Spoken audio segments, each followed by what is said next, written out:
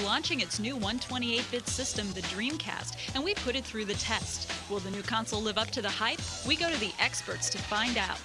We look at the hardware, the machine's online capability, and the games being released at the system's launch. Plus, we examine the future of the Dreamcast. Will it take the lead in the console wars? Stick around to find out. It's game time.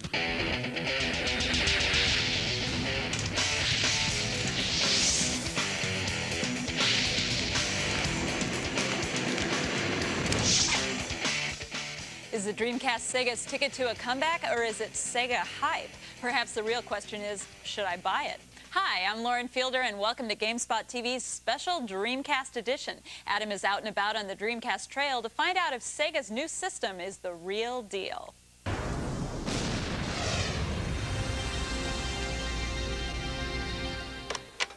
The Dreamcast, Sega's new game system, is only about 2.5 inches high and 7.5 inches wide. But this little gray box holds the faith of a company and the future of an industry.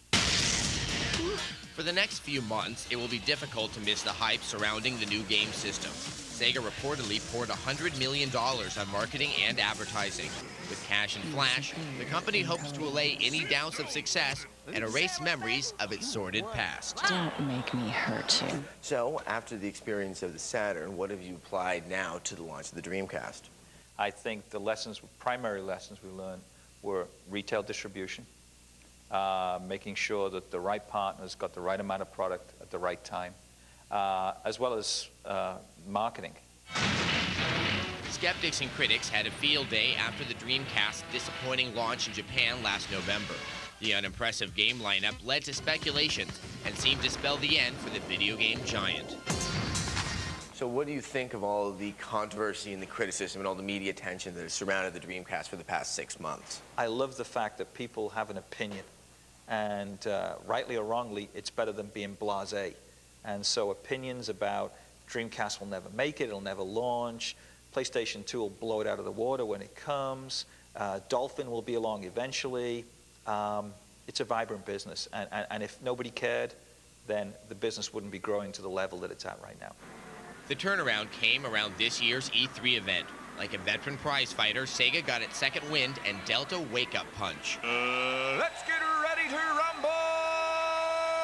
Showcasing over 40 Japanese and American titles in its booth, Sega made skeptics do a double-take and turned doubters into believers. VideoGames.com editor Jeff Gertzman was one of them.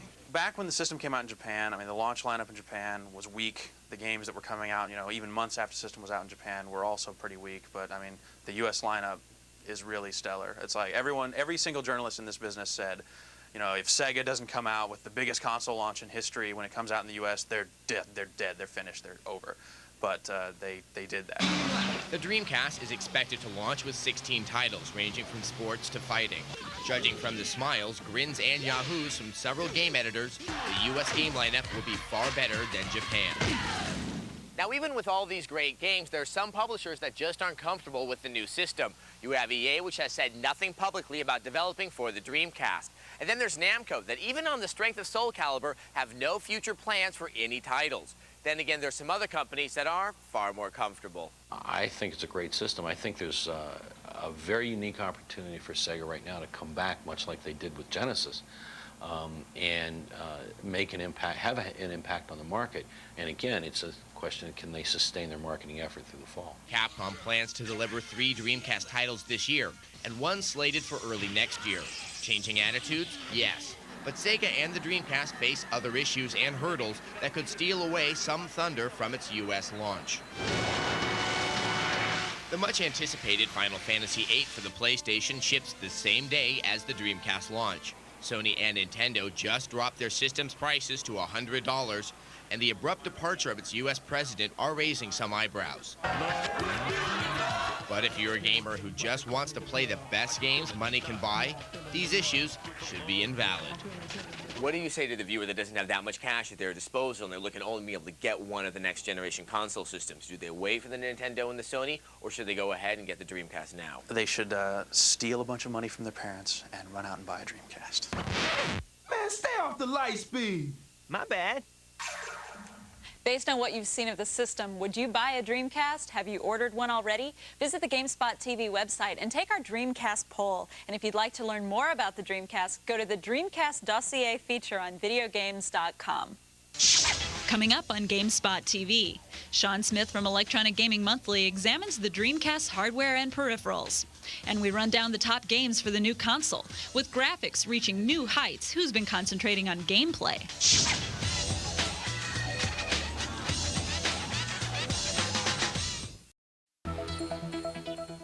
Welcome back. Time to check out just what makes the Dreamcast tick. Can the system withstand the test of time, not to mention the long hours gaming?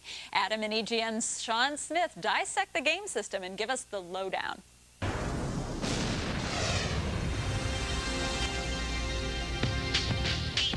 Well, you've seen the games and you've heard all the hype, but now let's check out what's driving the Dreamcast. We brought in Sean Smith from EGM all the way from Chicago. How's it going, Adam? It's going really well. Now, what are you making of the design of the Dreamcast? Well, it's pretty straightforward. I mean, it's just a gray box, but I like it. You've got the 4 controller ports in the front for multiplayer games, a couple buttons on top. There's nothing really cluttering the system. The only thing I'm concerned about is the fan. The system tends to get pretty hot, so I think there may be some heat issues in the future. But overall, I think it'll get the job done.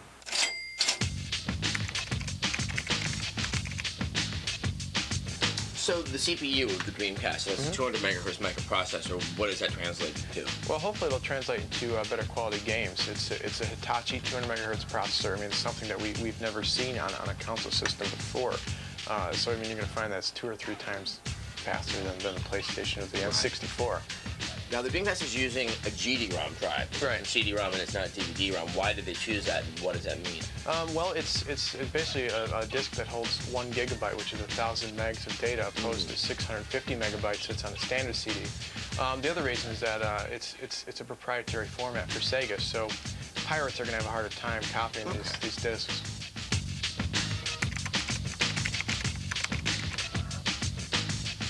Now, the operating system is Windows CE. What's that going to do for the Dreamcast? Well, apparently it's a pretty easy operating system to program for, especially for PC game developers who want to port their games over to the Dreamcast. But in addition, I mean, I guess it's just a robust operating system to begin with. In fact, Microsoft has more employees working on Windows CE than they do on Windows 98. Please check the number and dial again. So, the modem. What's your verdict on it? I think it's the most exciting part of the Dreamcast at this point. I mean, it's a 56K modem. Console gamers have never had anything quite like that. And with the port's expandability, I mean, you can put an ISDN modem, a DSL modem, or even a cable modem in there in the future. It's really going to open up a lot of doors for online gaming for console gamers. So expandability, what's the potential for the system to grow? Well, since it's based on the Windows CE operating system, it's got all kinds of ports for expansion. I think the Dreamcast is going to go places where console game systems never gone before. But real, bottom line, when are we going to have to see a new console system? Well, you know, 4 or 5 years from now, I think the PlayStation's been around that long. But another thing to consider is that 4 or 5 years from now, console gaming is going to be a lot different. And I think, at least in part, it'll be thanks to the Dreamcast. Until now, online gaming has been the domain of PC users. Well, that's about to change with Sega's online Dreamcast network. So what's it all about? Watch this.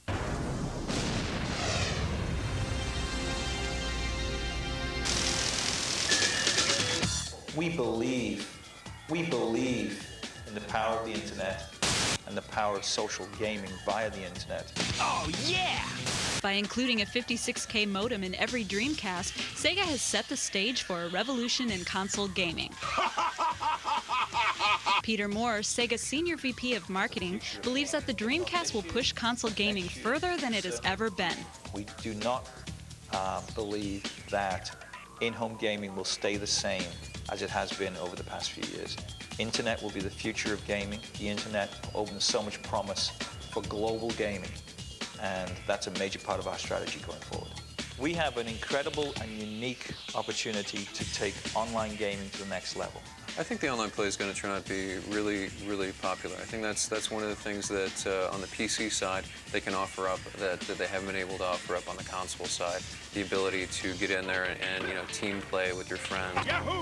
Well, I think a lot of consolers are really hyped up about the internet feature. Initially, Dreamcast owners will only be able to use the Dreamcast network for chatting, message boards, and previews. But next year, Sega will open up the multiplayer aspect of the Dreamcast network. With the impending release of the PlayStation 2 and Nintendo's Dolphin, Jeff Gersman of VideoGames.com believes the Dreamcast network is essential to the system's future. Provided that the connection speeds move up, it will be very crucial. If it stays at 56K, it's like that's good enough for certain games, but some first-person shooters, you're not going to really see optimum performance. Racing games, you might see a little lag here and there. But if they can get the speeds up, if this whole network that they're supposedly building for online support works out, I think it's really going to bring a lot to the gameplay. The quality of the games look really good. If Sega can make sure the packets are fast so the games appear fast on your console side, everyone's going to jump on every internet game that comes out as it comes out to the market. So how will Sega's new direction in console gaming influence the gaming industry? Joe Fielder from VideoGames.com believes it will be a directing force in future game development. No, I can definitely see that driving the direction of the games. I can see the more developers find they can do with the online component of the Dreamcast, the more they're going to develop into it. You might see games like Quake 3 Arena, where the single-player side of the game is a lot less important than the multiplayer, where it's really designed for multiplayer. I think the modem is pretty significant, where multiplayer is the end thing now, and it has been on the PC, so it's going to be even bigger on the Dreamcast. Did those last segments whiz by a little too fast? Come by the GameSpot TV website at zdtv.com and check out our Dreamcast online and hardware specials in streaming video. Coming up in our Dreamcast special, more than 15 games are being released with the new 128-bit console system. But which ones do you want to spend your cash on? We run down the top 5 to break your piggy bank for.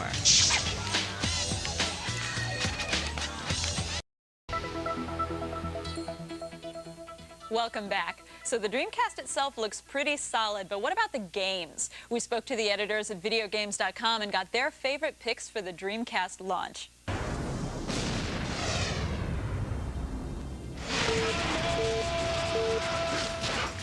In 5th place is House of the Dead 2, the follow-up to the less-than-spectacular arcade port of House of the Dead on the Saturn. Once again, it's an on-rails shooter where you waste the various zombies and beasties that the game throws at you.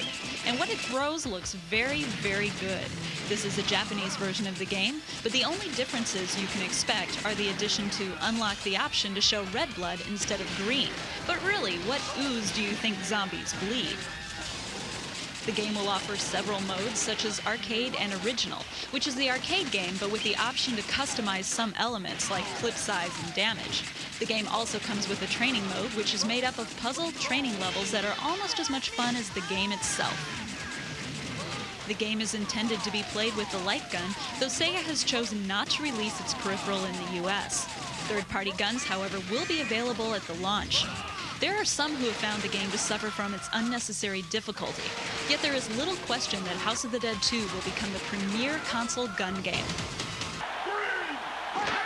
NFL 2K could mark the return of Sega Sports. The game includes such an unprecedented amount of detail that you can actually see individual people in the crowd and on the sidelines. The game's physics engine is sophisticated enough to mimic how players would act in the real world.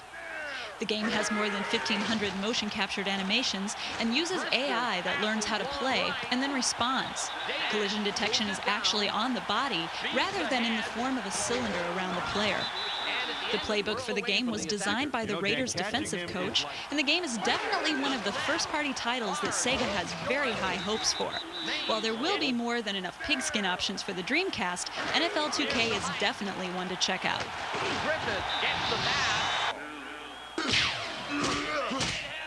Ready to Rumble, despite what you may think, is unquestionably one of the stars of the Dreamcast launch.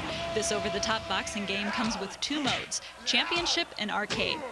Championship mode is a single-player mode that lets you take a boxer from the bottom of the ranks to the top of the list. Arcade mode is what you'd expect, straight boxing.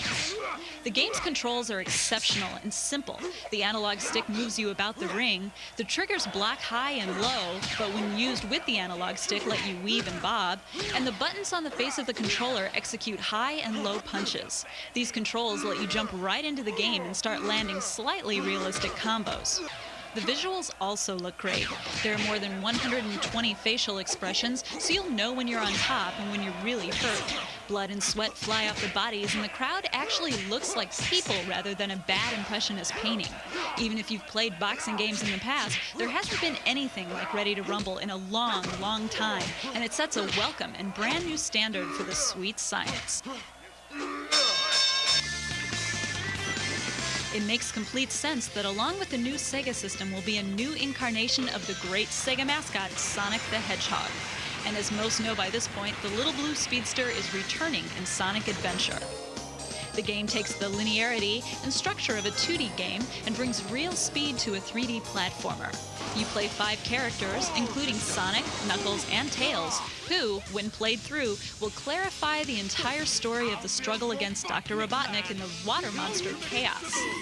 The game will consist of standard Sonic gameplay tied together with some adventuring areas that offer exploration, help advance the story, and provide bosses to fight. The levels vary from character to character, with Sonic levels being similar to the 2D Sonic, and other levels offering comparisons to Jumping Flash. The Japanese version of the game suffered from camera problems, but Sega of America brought in a developer to tweak the viewpoint issues. There's no denying, though, that a platform game never looked like this. It won't take much to convince you that Sonic Adventure is a 3D experience above the rest. We'll have our #1 pick after the break, and you probably already have an idea. But if those Dreamcast games whet your appetite, check out some more eye-melting Dreamcast footage at the GameSpot TV website. Simply go to our main page and then click through to our Dreamcast preview page. Next in our Dreamcast special, if you could only buy one game for the console, what's it going to be? We have our top pick. And we've examined the system inside and out, but what will be its future? And what games can we look forward to? Find out when GameSpot TV returns.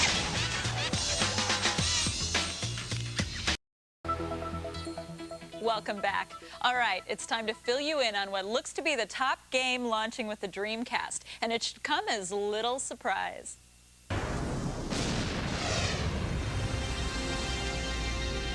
You take one look at Soulcalibur from Namco, you'll quickly realize why there's no doubt that it's the most impressive game launching with the Dreamcast.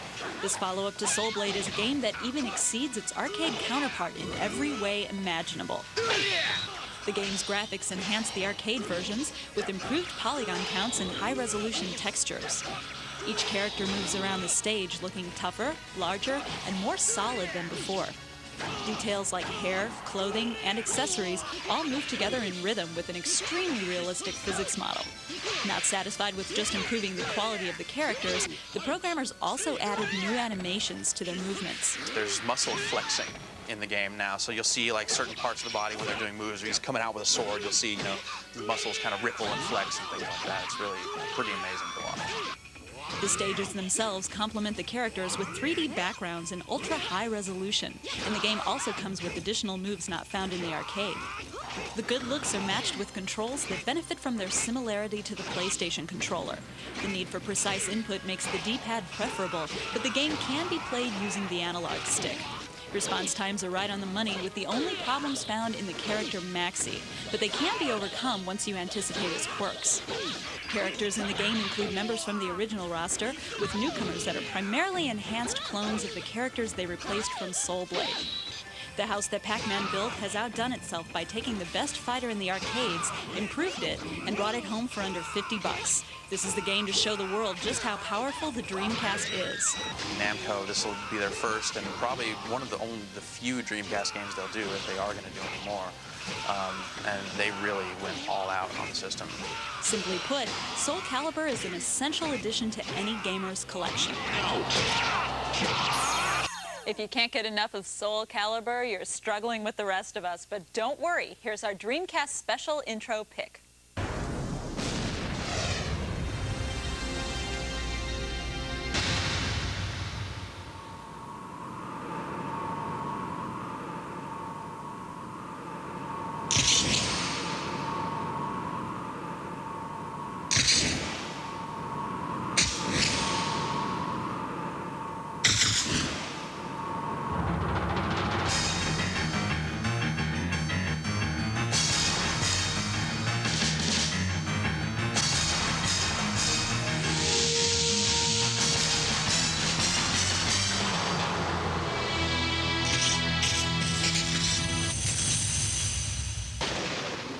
think that looks good, you should see the game. And we've seen the top 5 games of launch. Our next segment will give you a taste of what's to come after launch.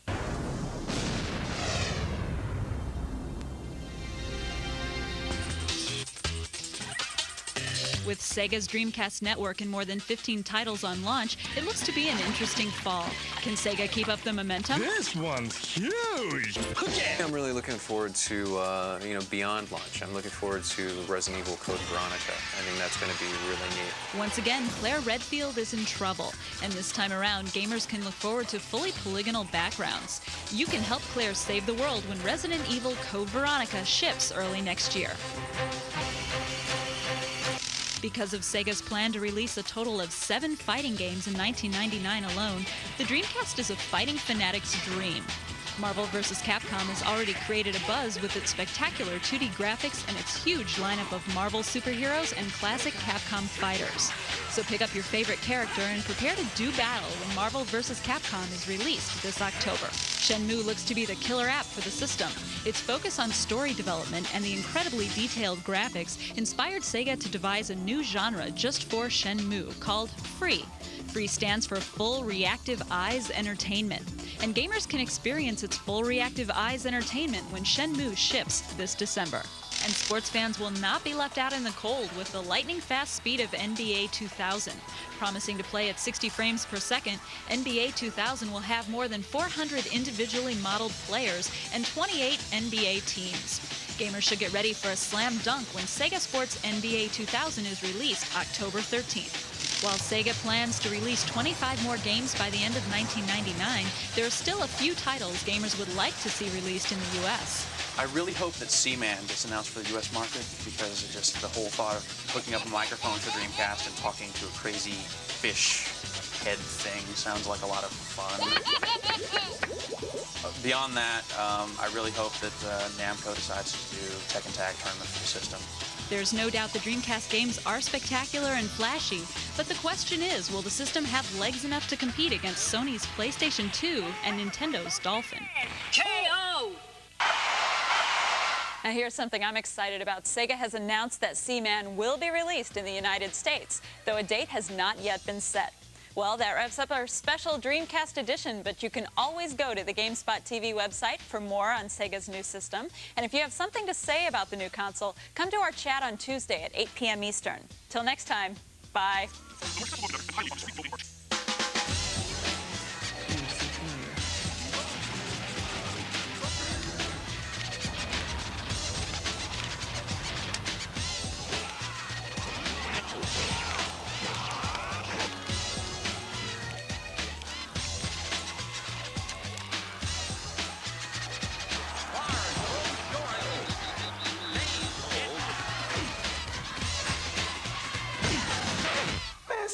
Light speed.